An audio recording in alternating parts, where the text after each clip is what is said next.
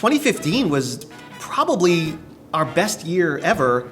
I think it's the year I'm the most proud of as far as a producer, as far as an artist. I think 2015, we pretty much just nailed it across the board, and we've never done that before. The first show we opened in January with a little tiny musical called The Will Rogers Follies.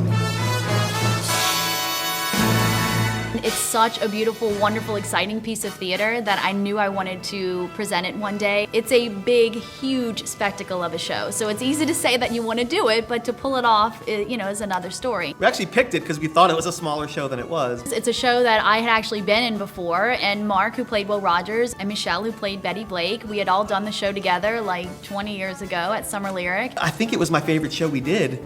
I came like 3 or 4 nights just to watch it because it was so good. And I had always told Mark, you're gonna play Will Rogers one day. It's just a role that was made for you. That was probably one of my favorite shows I've ever done. I mean, I'm still singing those songs today. I got to learn how to swing a rope, and then so every day was like, I'd be at home, I'd be able to do the Texas skip 8, 9, 10 times, like woo, and then get on stage. I'd be lucky if I got 2. Everybody's in the wings looking at me. I could see them all like burning holes into me, and I'm like, come on, I can do this. In Will Rogers, they needed an assistant for the trick artist they were bringing in. And he literally told me it was a stand there, hold this noodle out, and that's all you gotta do. So we didn't even practice, and we started a run for the night, and wits started flying all over me, in my face, near my ear. It turned out to be a really fun part of my favorite part of the show. Without a compelling, strong, charismatic leading man, you don't have the Will Rogers Follies. It started off where I'd get to the end of the show, and I would actually start crying because I finally made it. And I was really crying. Even, he's about to die, he's about to walk up to heaven, and everybody's standing there, taking off their hats and everything. And it was so gratifying and so fulfilling to sit in the audience each night and to watch that story come to life through Mark. Every night I'd run off stage and people were running off to do their curtain call, and I'm sitting there like this. People are like, good job, Will, good job. The only way you get an audience to cry at the end of that show is if you fall in love with Will Rogers for an hour and a half, and from the second Mark stepped on stage, you fell in love with him.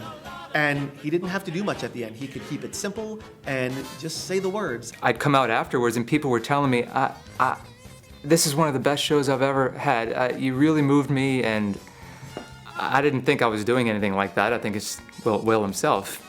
The story of Will did it, Woo-hoo! You can just imagine what my parents think are a suitable gifts for a precocious 10-year-old. This was one of my first straight plays. I'd only done musicals. There was no singing or dancing to fall back on, so. When I think about When You Smilin', I think about growing on stage tremendously. I think about doing a show with my best friend. Watching Tucker and Annie grow up, since they were tiny little people, and now they're these actors and they're leads in our shows. Annie got the email that she was cast first, and she was jumping and screaming. And then when I found out I was cast, then it was like, we were jumping up and down together. When You Smilin', I didn't even want to be in that. I kept trying to get out of being in that show. Not that I didn't want to do it, I just didn't really think I was right for that role. And I'm so glad I did because of everything I played this year. It's the thing I'm the most proud of. The cast was just so wonderful and loving, and getting to play opposite Tracy Collins and kind of fall in love with her every night was incredible. It was like a real family. There was a lot of love, a lot of support around there. I personally was going through, I lost my brother during the process of that show. And so they were all very supportive of me and got me through, and being able to go there every night and do the show was kind of cathartic. The show was written for Sean Patterson, who was 30, and doing the show this time with kids who were more age appropriate for the parts, we were a little worried how that would work because the part is intense, it's long, it's kind of like a King Lear part for a kid. Tucker is just a consummate professional. It's such a young age, and I learned a lot from him. And having Tucker solved all the problems because he was perfect. Neither of us had gotten to do anything like that before, where we had so much responsibility on stage. Tucker and I did a show together when we were, I think, in 4th grade. We weren't really friends, but our moms kind of became close. So throughout the years, we had to hang out together. It's a forced friendship. But then we started NOCA together, attending class every single day together. Our friendship really grew so much. And then when we got this opportunity to play siblings on stage. It was just so amazing. If it's all the best, go crack a test, or slice him open like a verse. First, do no harm. Bringing back Scoundrels was a blast. Getting to bring back Dirty Rotten Scoundrels was a lot of fun because we took a show that we had done, and it was a successful run when we did it the first time, but we said that we only wanted to bring it back if we got to kind of do more with it, make it a little bigger and better. Gary and Kelly approached me about redoing the show, and of course I said yes. I did it a few years ago with them. We got to explore some things, we got to make some new choices. And I was so anxious to redo that part because I had done it right out of college, didn't have a lot of experience. She was the female lead when we did it, 5 or 6 years ago. And just seeing how much she has grown as an actor. And to get to share the stage with Gary, which is probably one of the funniest moments in the show. With style upon grace and a smile upon his face, and all that's missing is a chromosome. If I could play Rupert in every show, I would do that because it's so much fun because anything goes. Oh, he likes you. We just went nuts and I said, just go for it. Whatever's gonna get the laugh, I'm up for it. And I feel like there was one night where he licked my face, and one night we came tumbling off stage because he was being so wild that the girls would be standing in the wings and I'd come off and they'd say, we feel so bad for you, I'm so sorry. And I'm like, no, it's good because I know they're gonna laugh. I'm still finding glitter in my car. And my shower, everywhere.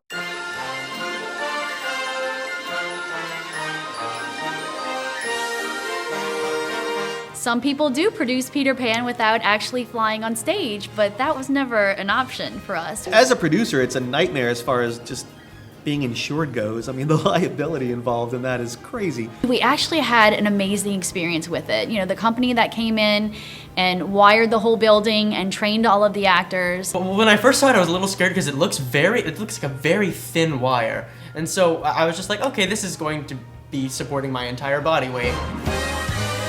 There's a lot of padding involved with flying because, the harness goes down underneath your legs, so everything is just being pulled up and constrained. Everything. My vision for Peter Pan was really clear. I really wanted to have a young boy play Peter. The dialogue and the text in the script changes completely when you have a male playing Peter. Inspire me! Play, you dog! I got to play with the hook all through rehearsals, but then once you put on the wig and that huge coat, first of all, it's July, so it's very hot, but at the same time, it's so much of the weight of that character, all of a sudden you have that there. There are 3 times in the entire show when I come through with the glitter through the window and everything like that, and it's one of the most powerful things I've ever done on stage, honestly. When you're actually coming through, throwing glitter throughout the air, coming through in a window with a huge swell of music, it's just something that feels so magical and powerful, and I got chills every single time. Springtime for Hitler, a gay romp with Adolf and Ava at Berchtesgaden. Oh, the producers. Oh my God. Oh my God, it's right. It's practically a love letter to Hitler. Again, a show I wasn't sure I was going to be in. I had a lot of fun. That face, that marvelous face. Gary would always mess up the words to that face. They're the worst lyrics ever written. The need to breed can make a man a drone. If I ever meet Mel Brooks, I'm going to punch him in the face. So when he's messing up or singing the same thing over and over again, trying to figure out, where he is in the song. And I had to sit there and smile all goo-goo and gaga over him, listening to him just butcher the song. Playing Ula was actually a dream come true for me. I did the show as a kid, basically, at Theater by the Sea in Matunic, Rhode Island. It's always fun to be able to step into the shoes of a character that you've wanted to do ever since you were 20. The thing I loved about producers was I had a bit with Kevin Murphy, who played Roger Debris, every night where I would go talk to him and he would sniff me, but he would start at my knees and sniff completely up my whole body, and we'd end up nose to nose just kind of staring there. Kyle, myself. You would think that standing on top of stairs, Sig Heiling and wearing a traditional Hitler uniform, that would be the scariest moment. But it pales in comparison to wearing a silver sequined gown and trying to make it down a flight of stairs and a pair of heels. So, new skills learned.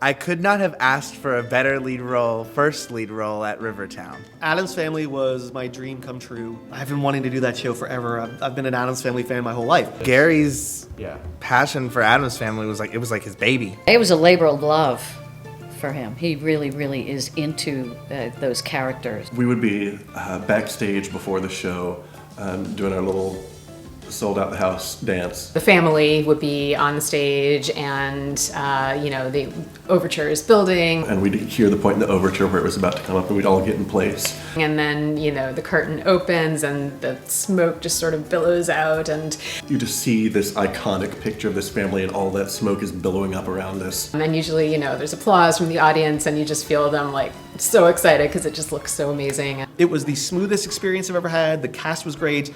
All the designers were 100% on board. Everyone had the same vision and the same desire to really make that show just special and wonderful and magical, and they all worked hard, and it was just a pleasure. The whole thing was just a pleasure. And getting to watch the audience enjoy it every night was just a dream come true for me.